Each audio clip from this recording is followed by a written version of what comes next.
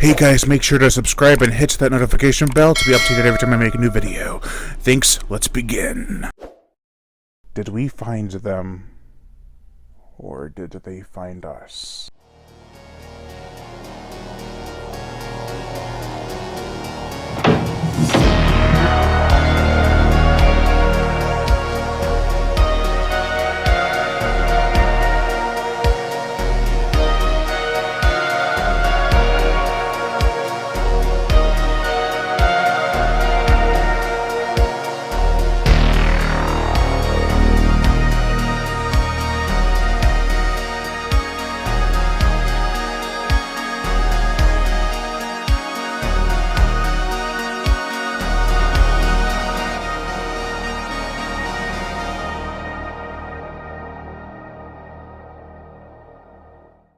Cryptid Zoo. This is the 2018 horror action novel from a man who knows and loves his monsters. It is also the first in a long-running series that I think just ended at book 7.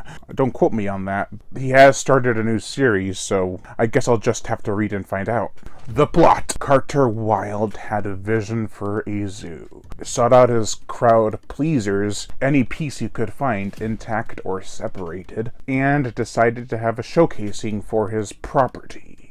The Cryptid Zoo, where the animals and the land are his property. However, things get real out of hand real fast. And let's just say that you've read and have seen this before. While the similarities to Jurassic Park are strong with this one, I can understand why it was difficult to come up with a wholly original idea with this premise. The only other one that I think of that comes to mind for a movie that had a good premise that was similar to Jurassic Park was Zombies. It could only go so many ways. Prehistoric life, undead animals, or cryptid animals. This basically decided to combine Jurassic Park and Jurassic World Fallen Kingdom. Griffiths took what Ian Malcolm said in Jurassic Park about what the creators of that park did, and took it a step further. He patented the patented product. Still, how does Cryptid Zoo hold up on its own merits? For prose, we get tons of great action scenes, with the animals running amok, and true ghastly horror when they kill people. Also, the long list of cryptids was impressive. I only expected maybe a handful, but there were well over a dozen. For the cons, the characters were pretty underdeveloped, and the dialogue was cheesy and didn't fit in certain scenarios. People would try to lighten the mood after something very bad happened.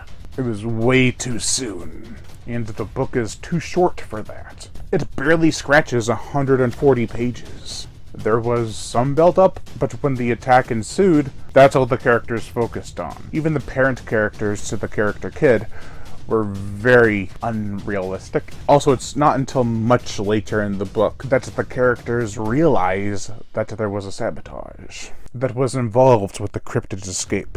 For the characters, we have the Wells family, Nick, Meg, and Gabe. And they're not all that interesting. In fact, at first, Nick and Meg kind of seem prudish and snobby. They do make valid points about the park, but instead of just taking their notes and moving on, they'd obnoxiously say what their problems were to their significant other. Oh, I don't like that, that's pretty unsafe. And of course, the tour guides can hear them, because they're speaking so damn loud, and they're like, oh, well, we're just trying to do our job. They don't really say that, but it's basically what I felt they should have said. They didn't need their sass that day. Gabe is a brat to some extent. He's not as bad as Shane, who's Bob's and Rhonda's son. Gabe, unlike Shane, doesn't want to get into trouble. He just wants to hang out like teenagers do.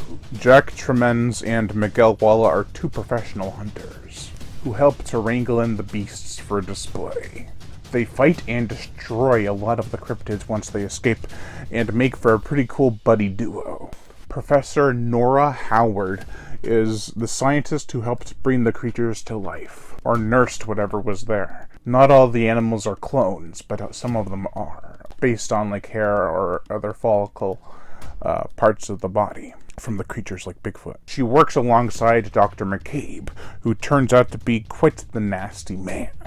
He performs a botched abortion on a creature, and it leads to nightmarish results where it's just sitting there, belly open, pinned to the table, like, get me out of here. It's like, oh my god. It doesn't really say that, it can't talk, but you know. Ivan Connors is the head of security, and he's also there to clean up a lot of messes that's Carter Wilde inadvertently made, or even directly, because there's a past with them. Carter Wilde is the man who had concocted this mad idea, and wants to see it through. He basically plays the usual, typical big business bastard. Other sort of minor characters include Cam and Tilly, who are zoo handlers who feed the animals, and Christina, tour guide who puts up with a lot of crap. The exhibits the characters visit, and the ones that are displayed for them to see in the park, they are Sea Monster Cove, the Reptile House, Mammoth Arena, and Biped Habitat. I'm just gonna say it, Jurassic Park had way more creative names for their enclosures.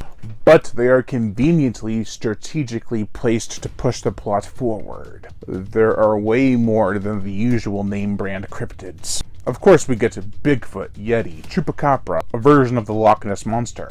However, some less common ones include a blue tiger, a grizzly that is as big as a house, a giant, and I do mean giant, sloth, Mongolian deathworms, non-nocturnal bats, and a ton more. I don't want to spoil them all because I just named the ones that fit into the next section of this review.